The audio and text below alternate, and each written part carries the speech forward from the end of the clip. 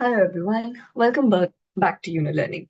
So, in today's webinar, we are going to discuss another recent IELTS Writing Task 2 question and the different types that can occur in your IELTS examination. What are the assessment criteria that the examiner are looking for, and what all do you need to be careful about while you're attempting your IELTS question in order to score that band that you are aiming in your IELTS exam? So, before we dive into the question itself, let's start with the categories of different types of essays that we might uh, encounter within your IELTS examination. So, number one, we have, let me just use this to show this. Number one, we have opinion essays. Now, when I say opinion essays, I think the name pretty much itself clears it that when you're writing about your opinion on the matter, let's say an argument is given that people should use more public transport. So, what is your opinion on the matter? Should people use that, or should people go ahead and use more personal vehicles because it is more convenient? This is what. So, the questions you might get here is what is your opinion directly, or it could be in terms of to what extent do you agree or disagree. So all these kind of questions, do you agree or disagree, give your opinion, will fall under the opinion category. And there's a certain way to approach them. Then we have discussion essays wherein you're supposed to discuss both sides of the argument. So let's say same essay. The essay is that people should opt more public transport. But some people think that personal transport is more convenient. So you first discuss the benefits of both the sides. You first discuss both the ends. And then if the question says give your opinion, you can go ahead and give your opinion. So there are two kinds of variations within this essay. That would be number one. Number one would be just discuss both views, or there could be another one there wherein you also have to give your opinion. Now, there's another category that you may come across wherein you are given direct questions. So in this case, it's not about advantage, disadvantage, or your opinion, or a discussion on the matter, but rather a direct question. For example, it could be something like, what do you think it means to an individual? Now, this is a very direct question, right? This is not something that you're supposed to discuss here. This is a question that you're supposed to answer exactly that is given to you. So you might have one or two direct questions. So you're supposed to answer them as they are given and give individual body paragraphs to each of them. So these are the different kinds of questions you might come across in your essays. Now, there are common types of opinion and discussion essays. The one we are going to discuss today would be a direct question. So we'll discuss more how are we going to exactly approach it. So the question here says, American film actor John Wayne said, today is the most important thing in life. Now, this is your argument. If this has nothing to do with you. There's no instruction given to you. This is just the argument. Now we'll read the instruction. How is it important for individuals and countries to think about the future rather than the present? What's your opinion? Right? So, first question it is asking you that how important, it's not asking you, should we think about future or should we think about present? It's not an opinion essay per se, but there's a direct question first, and then you're moving to your opinion. So it is a combination of an opinion essay and a direct question. So you're supposed to answer the question as it is coming. So first we'll answer the question, how important it is for people to think about future than present, and then we'll come on to what exactly our opinion is, right? So, number one, understand the given statement. So, given statement is saying us that tomorrow is the most important thing in life. That means that we are supposed to focus on future. That when we make our plans, when we do any certain action in our life, we're supposed to also take in consideration what it's going to have, what impact it is going to have tomorrow. That means in the future. So that is your question. Now we're going to talk about why is it important or how is it important, not for just individuals. Remember the keywords here, individuals and countries. So I cannot just discuss about individuals. I also have to consider and factor in countries because they have written countries in the question itself, right? To focus on future. Now remember, whenever you are understanding or reading your question, get all the keywords, important keywords. Now, this person who said this is not very relevant in this question, right? We're not concerned about them anymore. So this is not a value word. We know that they said this and that is all. But our question, our instruction is asking us to focus on how it is important for individuals and countries. So that is the question. This is why it is very important for us to figure out and read the question again and again to figure out what exactly our essay is about. Now, if you go ahead and focus a little bit more on what this actor said, then that would not be very relevant and you can lose marks on task relevance. So that is why I read the question again and again, and will come to you that our most relevant answer would be when we talk about importance of to individuals and countries, not just individuals or just countries, but both to think about future rather than present, and then we can present our opinion. Let's see how we have attempted this. So, how will we answer this? Let's have a look at the first introductory paragraph. Now, see, in the introductory paragraph, we've talked about three things that are important in your introductory paragraphs. You are supposed to paraphrase the question and thesis statement, which are both very, very important. Thesis statement is you give your answer to the question. So, what was the question here? What's your opinion? So, I should clearly know within the introduction itself what are you as an individual thinking about it and paraphrase the question that is given to you. Now, you can also add some arguments if you want to talk about it briefly in your idea that it is important because briefly one idea that this is why this is relevant or important. So, number one, let's talk about paraphrasing the question. So, the renowned Hollywood film star John Wayne once stated that the most significant thing in life is what future holds. So, see how we changed this direct speech to indirect speech. Now, what is that? Basically, a direct speech is when I'm repeating the dialogue as it is. For example, if somebody told me that my mother will cook food for you, and I have to tell it to some other person, I can tell it that he said, my mother will cook food for you, or I can change into indirect speech because he said his mother will cook food for me. So that is how direct to indirect speech can convert. This you can use in your paraphrasing and in a lot of other ways. Even in your speaking exams, this could be one way you're conveying your ideas. So that is how first we have paraphrased this. We've added the word renowned, that means someone who's like profoundly known. Then we have what the future holds. In the midst of global discussions and collaborations, I believe it is crucial for both individuals and nations to assign equal value not only to future but also to the present and to actively capitalize on the opportunities they offer. Now, coming to how to answer this question. You see, in this particular question, the opinion I've chosen is it's not just that we should simply think about future, but there is certain importance to be given to us present as well, right? So I'm inclining towards the future, but I have certain 30% inclination towards present. Now, this means if you have seen the previous videos, you will know and recognize this is a balanced opinion. We have talked a lot more about unbalanced opinions and balanced opinions. There's a one-sided opinion that you completely side with one side that is just important to think about the future. The other side could be it's just important if you think about the present and you disagree. But there could be a balanced opinion where I'm talking about the middle ground between the both in 70 to 30 to ratio. I cannot be 50-50. Oh, it's important. Think about future and present also. No, it has to be in the ratio of 70 to 30 that at the end of the essay, I'm giving a concise answer that yes, we should think about future, but there's some element of present to be considered as well. Now, this is what we call as a balanced opinion. Now, in a balanced opinion, how are we going to answer this? So now the structure would be, we'll start with introduction. Let's move on to the back slide once.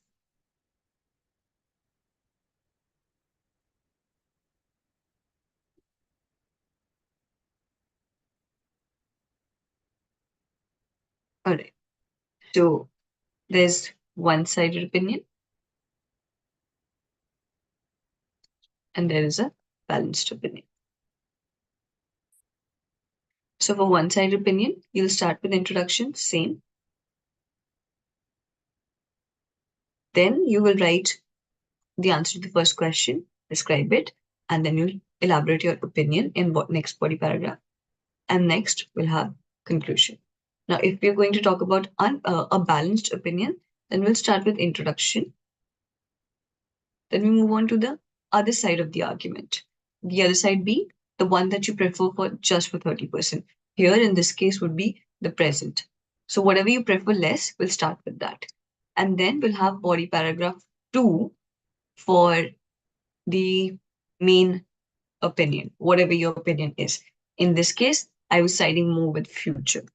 And then body paragraph 3 again. See, now this is why I said 30s to 70. Now, whenever balanced opinion, I cannot have one opinion, one paragraph for this and one paragraph for this.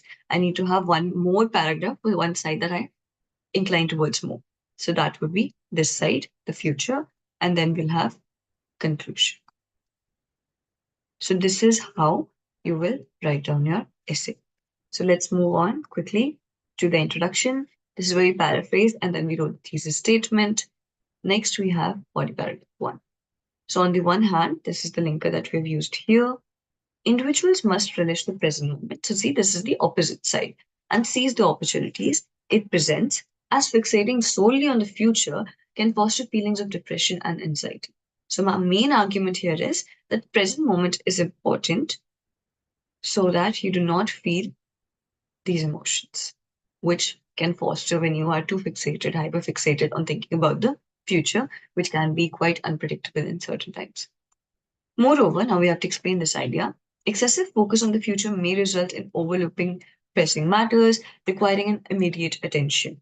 Now, you can give an example for this, right? So I've developed this idea, but what kind of, such as poverty, inequality, and various other social issues. So make sure that you fully develop your idea. You give a topic sentence where you're opening this point, then you're developing this point, and then you're giving bits of example of how exactly it is relating to in real life.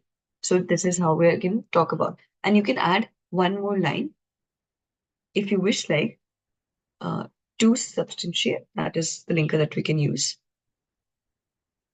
We can talk about how many countries are hyperfixated. Countries like third world countries are hyperfixated on like developing their mineral resources and then overlooking the poverty within the meantime, which raises to much more grave issues. So this is something that you can add within your essay if you feel like, or if you remember some sort of example that some country that you remember by name is doing this, you can go ahead and add it to your paragraph to give it more, uh, make it more convincing and make it more um, that you've developed your ideas completely. Okay. Then body paragraph 2. Now here I'm going to talk about future. I'm going to favor future. This was a balanced opinion. However, so now start with however because it is a contrasting linker. Then when I'm talking about two opposite ideas, I'll use contrasting linkers. The horizon of the future teems with promise and opportunity. So see, teams means it uh, kind of brings or seeks, uh, comes in with promise and opportunity, prompting individuals and nations alike to craft plans with aspiration for their fulfillment in the years ahead. So we're going to talk about here promise and opportunity, how that when we talk and craft plans for future, we actually harvest the promise and opportunity it has to offer. Now, how? How is this happening? I cannot just say this is happening. I have to explain it how. So we will explain this. Contemplating the future not only empowers individuals to pursue their objectives with assurance and positive mindset, but also reduces the likelihood of encountering obstacles and setbacks, thus facilitating goal attainment. Now you see how here I've not just talked about the idea, oh, there's this promise and opportunity that you can harvest with plans, but I've also created and developed on that idea that when I contemplate about the future, when I think about the future, I have a way to first approach it, that is with positive mindset and with a lot more assurance. But also, I can reduce the possibility of encountering obstacles and setbacks. So these are few ideas that we develop it, right? For instance, then you also have to give an example. Maintaining a substantial final reserve can provide critical support during the times of adversity. A very, very important example, right? That how you plan. Um, and if you have a particular personal anecdote, then you can also add this. For example, this particular country had this reserve, which was planned for this, and then they were able to successfully uh, upturn the particular adversity. right? Let's move on. Second body paragraph, again for supporting future. Furthermore, it is imperative for nations and policymakers to prioritize the long-term well-being and advancement of their citizens when allocating resources to initiatives. Now they need to think about different kinds of initiatives, right? What kind of initiatives these are concerning education, technology, and infrastructure. Now, for example, countries that implement carefully devised and organized strategies in these sectors are poised to experience sustained growth and prosperity compared to those that do not. So, this is again emphasizing how it is important for you to focus on the future. Next, we have the conclusion.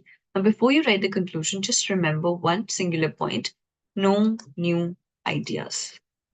So I'm just only going to fix and conclude whatever I've already talked about. What did I talk about when I talked about present? It's to avoid the feelings of depression, anxiety. When I talked about future, it was about um, maintaining a balance between long-term objectives and also figuring out approaching your goals with a positive mindset, right? So you can start with in summary if you want. It is equally important to focus on the present as it is to think about the future. It enables individuals and nations to prepare themselves for unexpected circumstances while still appreciating the current moment. Also, maintaining a balance between the two is essential for achieving long-term objectives. So overall, I'm siding with future, but I'm also saying that it is also important for you to focus on the present moment because of this reason. And thus, I conclude my idea of this particular, uh, I conclude my this particular argument. Now, this is the final essay. Now, let's have a look at few of the things. Number one, task relevance. We talked about this in the very beginning. Task relevance is how relevant your essay is to the question that is given to you. Coherence and cohesion, how well your ideas are flowing. So, how can you make sure that you have proper structure, you have proper linkers that you're using, your sentences are flowing in a particular manner that no, you're not talking about multiple ideas in one sentence and then switching to another. So, make sure that when you're talking about one idea, you stick to it, you complete it, and then move to the next idea. The linkers could be like, um, yes, on the one hand, however, furthermore, moreover, then we have, for instance, we have in summary also, that is also in linker. So all of these linkers can be used to improve your cohesion of the essay. Lexical resource, very, very important. So you see words like renowned, then midst, like in the middle of, um, capitalize on the opportunity. That means to make sure that you make full use of the opportunities. That is to capitalize on opportunities. Relish, that means live in the present, enjoy the present moment. Seize, to capture the opportunity, right? That means that there's an opportunity again. Capitalize and seize are something can be used in a similar manner here. Fixating, when you're too focused on one thing, solely just one thing, right? Uh, Teams, when we say that it brings, right? Promise and opportunity.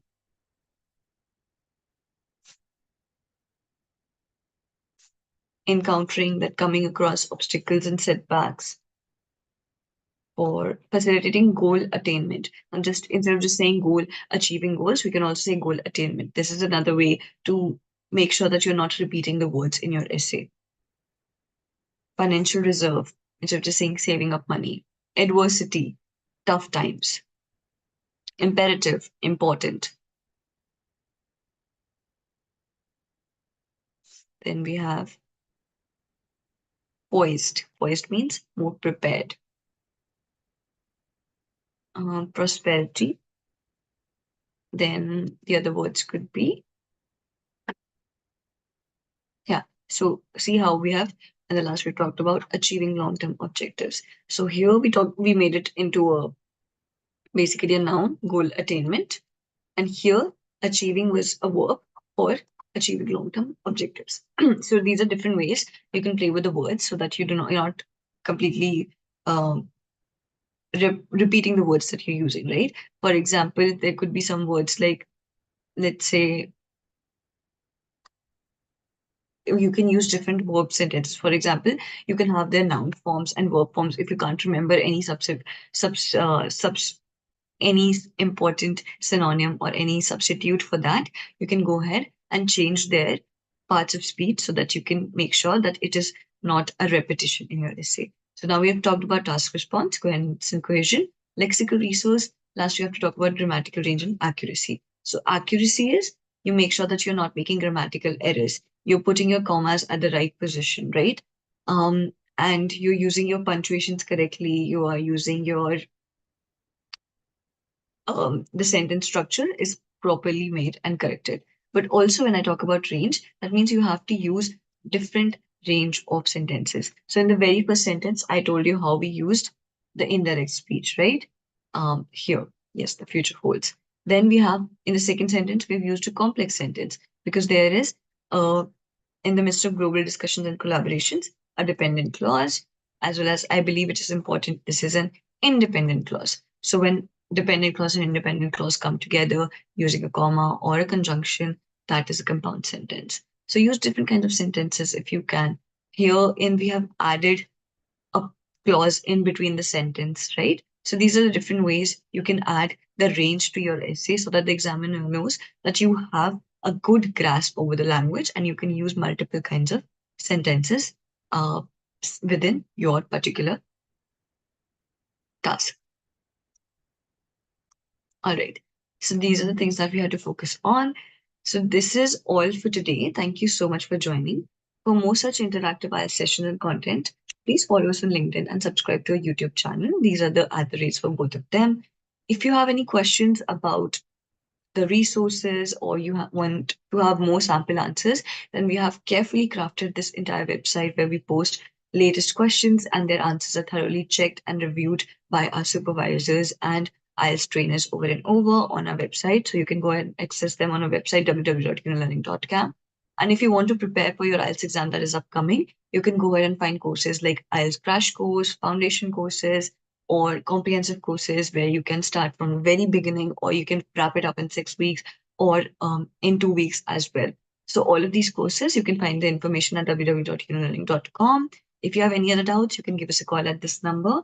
And if you feel like there's something that you still want to learn so much more and we can bring into you in these sessions, please go ahead and comment in the comment section below because we'll be more than happy to incorporate it for you in the next upcoming sessions.